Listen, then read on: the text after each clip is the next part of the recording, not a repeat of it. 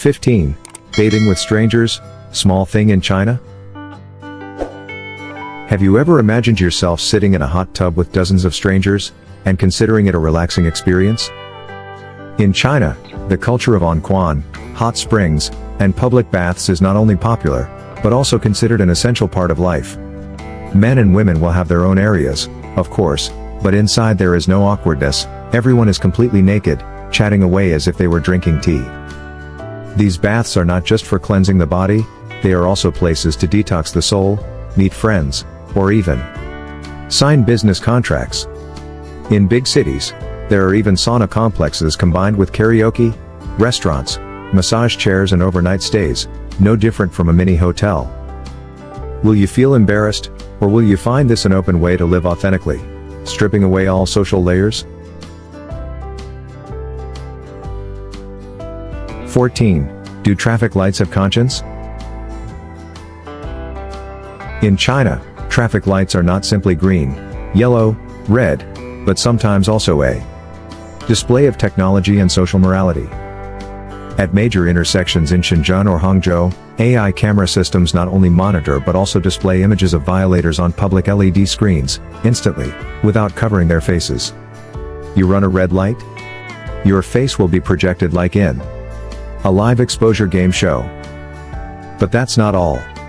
Some cities are also testing traffic lights with sensors that recognize the flow of people. If they see many people crossing slowly, the green light will automatically extend the time. Sounds like traffic lights have hearts, right? Here, technology not only maintains order but also creates a gentle fear, the fear of being publicly embarrassed. Will you cross the street faster, or start walking properly to avoid becoming an unwilling celebrity? 13. Do bathrooms need facial recognition? Would you believe that in China, to get toilet paper, you have to look directly at a facial recognition scanner? In some public toilets in big cities like Beijing or Shanghai, smart systems are installed to dispense paper in a controlled manner. Each person will be given a limited amount of paper, about 60 to 80 centimeters, after the scanner confirms their face. Want more? You have to wait a few minutes. It sounds strange, but the goal of this technology is to fight waste and protect the environment. In the past, people used to take home the whole roll of public toilet paper. So technology comes into play. Would you feel comfortable going to the toilet while being observed by AI? Or is this a testament to a modern society where everything, including toilet paper, is managed by technology? 12. Park or sports arena? Early morning in China, parks are not a quiet place to enjoy the scenery, but a bustling social playground. But the most surprising thing is not the elderly practicing yoga, but the badminton, table tennis, and even martial arts matches taking place everywhere like a local Olympics. In one corner, two uncles are soloing badminton at a speed that makes you think they are competing for medals. In another place, ladies in uniform perform extremely synchronized dance moves, with speakers playing lively music that echoes throughout the area. Park sports in China are not just about exercising, it is an opportunity to show off skills, make friends, and even compete informally. Who is the real master? You will only know when you step into that circle. Do you dare to pick up a racket and declare war with the elders who have practiced every morning for 20 years? 11. The actors are the audiences? In many rural areas of China, art is not on stage, but in the courtyards of houses, rice fields, and communal houses. Imagine, on a summer evening, the whole village gathers to watch traditional opera, a classical form of theater with colorful costumes, high-pitched voices, and elaborate movements. But the special thing is, the performers are not professional artists, but villagers. From the old man to the salesgirl, everyone can transform into Guan Yu, Diao Chan, or Bao Qing Tian, as long as they know how to sing, dance, and have passion. These plays are often associated with festivals, communal houses, or special occasions, where the whole community performs for each other. Chinese folk culture is not only preserved through museums or schools, but also through everyday life, through dedicated amateur actors. Do you want to be part of that community play where there are no boundaries between audience and actors? 10. Meals must be scanned. In China, even a bowl of noodles or a cup of milk tea can be part of a huge digital ecosystem. Here, QR codes are almost a universal key. Want to order food? Scan the code. Want to pay? Scan the code. Want to earn points, receive vouchers, give feedback on service? Still, scan the code. From street food stalls to luxury restaurants, everything is integrated on WeChat Pay or Alipay. No cash, no card, just a phone. In fact, many places do not accept cash, which can put first-time foreign visitors in a difficult position if they do not have a domestic app. It is worth mentioning that this digitalization is not only in big cities like Shanghai or Beijing, but also in rural areas, which are gradually upgrading to digital. Are you ready to live in a world where your phone becomes your wallet, ID card, and even your menu? 9. Collective nap? You would be surprised if you walked into an office in China at noon, and saw all the employees napping at their desks. Here, napping is not a sign of laziness, but a legitimate right. In many offices, schools, and even factories, the time from 12 p.m. to 1 p.m. is considered rest time. No one works, no one bothers, sometimes the lights will even be dimmed and chairs will be reclined for a convenient nap. Some companies even give their employees neck pillows or small blankets, and some even invest in mini sleeping rooms in the office. This thinking stems from the philosophy of Eastern health, where health, biological rhythms, and alertness in the afternoon are more important than working non-stop. What would you think if your workplace had an official office nap every day? 8. Self-government, when every neighborhood has a God's eye. Who do you think is watching you? In China, the answer might be your neighbors. Many residential areas in China have so-called neighborhood committees, a kind of semi-governmental organization where middle-aged women, often jokingly called neighborhood elders, act as third eyes to observe any strange behavior in the community. Who goes in and out of whose house? Who comes into contact with foreigners? Who shows unusual behavior? All are carefully noted and reported regularly. It's not Hollywood-style spying, but a form of social order based on self-awareness and mutual surveillance. This system has played a huge role during the COVID lockdown, but at the same time, it has also made many people feel deprived of personal freedom. Could you live in a neighborhood where your every move was in plain sight?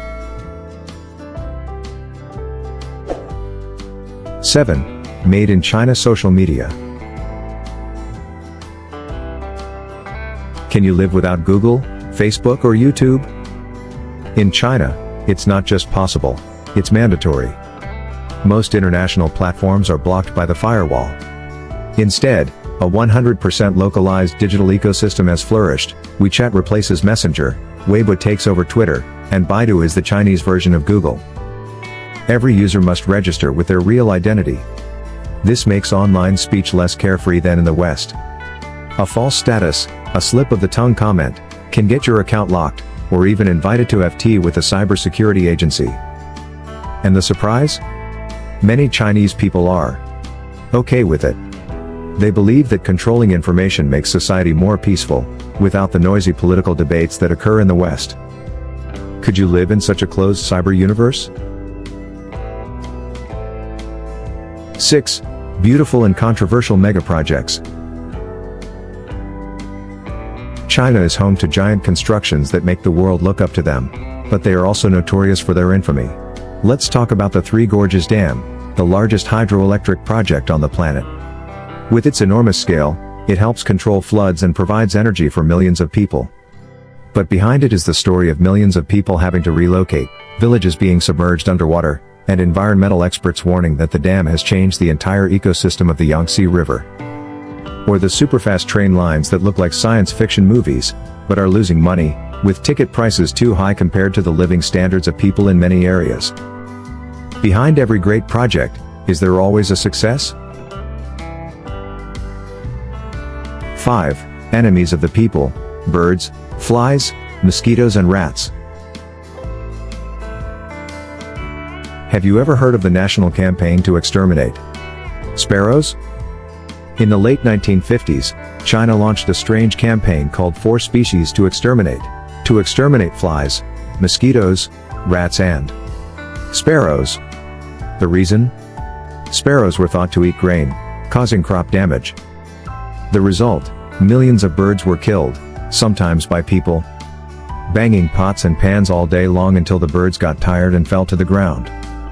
But when the sparrows disappeared, pests exploded, destroying crops even more severely, contributing to a catastrophic famine that killed tens of millions of people. A heartbreaking example of the price people pay when they try to control nature, without understanding its laws. 4. When the sky turned into yellow dust. Sometimes, the sky over Beijing is no longer blue. It's an earthy orange. That's when a sandstorm from the Gobi Desert sweeps through. Strong winds carry fine dust, desert sand, and toxic air, forcing people to wear tight masks even when there's no pandemic going on. The sun is invisible, and the high-rise buildings look as if someone has covered the entire city with a brown-yellow filter. The reason? The harsh climate, coupled with deforestation, overgrazing, and an incredibly rapid desertification process. Would you believe it? There are days when Beijing looks more like Mars than Earth? 3. Empty cities. China build like there's no tomorrow. China is a place where you can build a city and then leave it empty. It sounds like science fiction, but it's true. New urban areas are sprouting up with skyscrapers, shiny shopping malls, and straight roads, but no one lives there. They're called ghost cities. From Ordos in Inner Mongolia to Tianjushan, a Persian-style building with a miniature Eiffel Tower, these areas are abandoned almost immediately after completion. Why does a country of more than 1.4 billion people have places that are as deserted as no-go zones? The answer lies in the real estate-driven growth model and the GDP targets of local governments. Build more, even if no one moves in.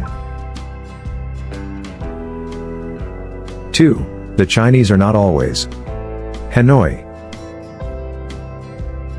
Think all Chinese are one ethnic group? The truth is more complicated. China recognizes 56 ethnic minorities, and the Han, though they make up the majority, are just one piece of that diverse picture.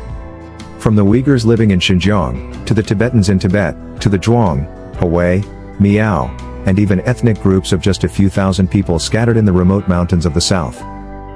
Culture, religion, dress, even writing vary greatly from group to group, yet they are all lumped together under the label of Chinese. Can you imagine? A country where people in each region may not understand what each other is saying. 1. Seemingly big, but cracked. Although the country stretches for thousands of kilometers, the bulk of its population is crammed into a narrow strip along the eastern coast. Only about 15% of China's territory is arable land, the rest is desert, rocky mountains, plateaus and arid wastelands. While there are densely populated cities like Shanghai, Beijing, and Guangzhou, much of the western part of the country is virtually empty. Some areas are larger than England but have the population of a small town. A vast country, yet incredibly cramped.